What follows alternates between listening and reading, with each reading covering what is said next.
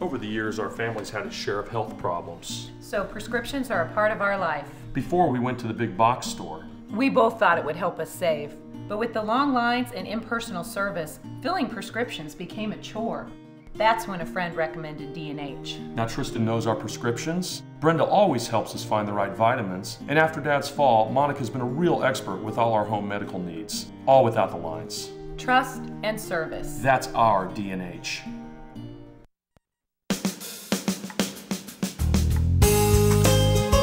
Good morning and welcome to Radio Friends on Thursday, October the 25th.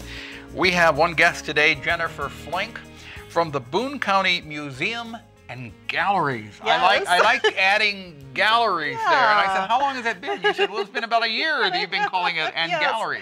Well, it kind of gives people a sense it's not just the Society's clubhouse. It is a destination. I mean, it's a place. We have, the Historical Society manages 4 venues in Nifong Park. We manage the Walters History Museum and the Montminy Art Gallery.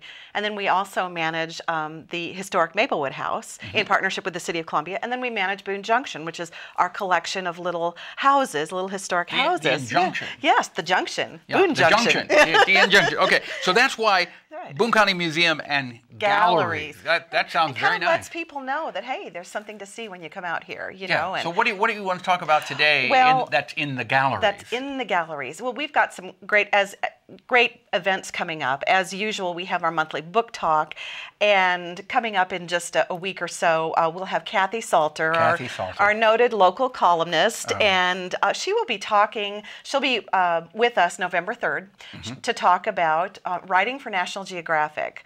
So we're really looking forward to that. I think she's going to have some photographs along with that she'll display, and some copies of publications, some of her past publications that she's I am written. always amazed at both Kit and Cathy. Yes, because absolutely. They are really special people. They're wonderful friends and wonderful friends to the Society. I do not know how they do everything that they do. Actually, I think there must be 2 or 3 different Kit Clones. and Cathy Salters. Yes. Because it seems like they're in different places at the same time. Absolutely. They do an awful lot for the They community. do, and they're such good friends, personal friends, and then such good friends of the Society. We are so grateful to have their leadership and their involvement.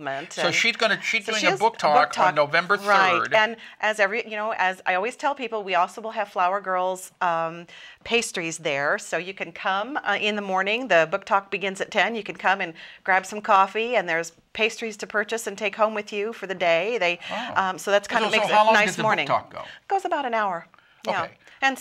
But there's time if you'd like to be leisurely, arrive early, sip some coffee, have some pastry, do a little shopping. You can get a book signed or whatever you need. So that's going to be November 3rd. That's November Cathy Salter 3rd. And then we really begin to kick off our holidays. We will have, and I know you'll have the folks from the Spinners and Weavers Guild on coming up. Yeah, they are. They're on not too far from now. Yeah, right? they'll be out at the museum and galleries. They'll have a reception on November 9th. That's a Friday. And then they'll have their exhibition and sale. Opens that evening, and it's a mad dash on that Friday evening to get those. Especially each year there's one particular weaver that creates a special animal. And so what is a special animal? I don't know. Oh, It's a secret. You don't even know what it is? It's a secret, right. And there is a mad dash, usually because they're very collectible. So the reception kicks off. It's open to everyone. Everyone can come and enjoy food and punch and do some early bird shopping on Friday. And then the sale will be open Saturday and Sunday as well. And so folks can come out But the special little animal that created each year for this, is they will be gone on Friday. It usually is gone on Friday. In fact, the table is usually cleared. So they usually have to reset the table Saturday morning. So anybody who's a collector will want to take note of that and plan to be in attendance. So when is that again? That's November 9th. Starts November 9th. And that's a Friday, and then the 10th and 11th as well. So that's all right. that second weekend. That's a 3-day event. Exactly. That's a 3-day event. Exactly. Then what else you got? Well, then we have Thanksgiving. And everyone can take a deep breath. So you're not having a big turkey dinner at Thanksgiving with the Salters serving it? Maybe we haven't firmed up plans on that yet. But I do want to let you know about let all of the listeners know about the Women's Symphony League has selected Maplewood House, historic Maplewood House, to be on the holiday home tour this year. Oh, that's and nice. So we're so delighted to partner with them in this event, and we are really pulling out the stops and decorating Maplewood House in true Victorian style. This will be late Victorian, being an 1877 house. So we'll really feature that old-fashioned kind of a look with lots of candles and lots of ambiance that will convey an old-fashioned Christmas to everyone. I mean, there's ambiance when you walk into that I house. know, Anyway, it's a great house. So when is the Women's Symphony League tour? That is December 1st. Okay. And it's from 10 a.m. to 4 p.m. And that is the holiday home tour. It's the classic every year. The Women's Symphony League hosts that. Now, is this the first time that the house has been on display with the Women's Symphony League? No, it was on the tour. I think probably about 15 years ago. I'm not exactly sure. Okay, it's time for a repeat. It is definitely time. And we have just finished an extensive amount of repair work inside. We've replastered the walls, and we have some new wallpaper that's going up. So it's a lovely time for us to be able to showcase the repairs. How did you, what kind of research did you do when you put the wallpaper up? You decided what to go with. Well, we were fortunate to be able to look underneath layers of wallpaper and find old wallpaper, 2 or 3 layers. And so what we try to do is take that and match it as closely as possible.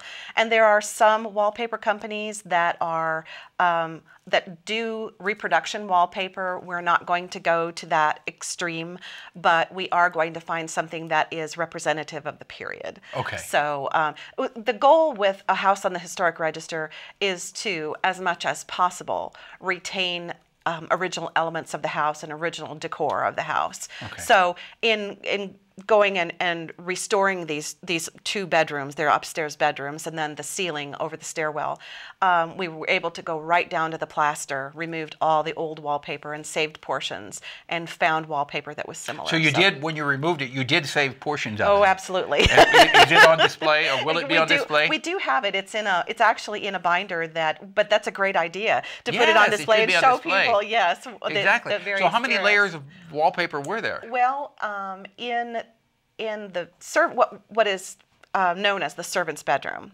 that had about 5 layers. But in the 3rd bedroom, it's a traditional. It's called an I form layout of the house. And this is the wing that sort of stuck out the back. That bedroom had only 3 layers, and the top layer was new. Okay. So was contemporary. So. All right.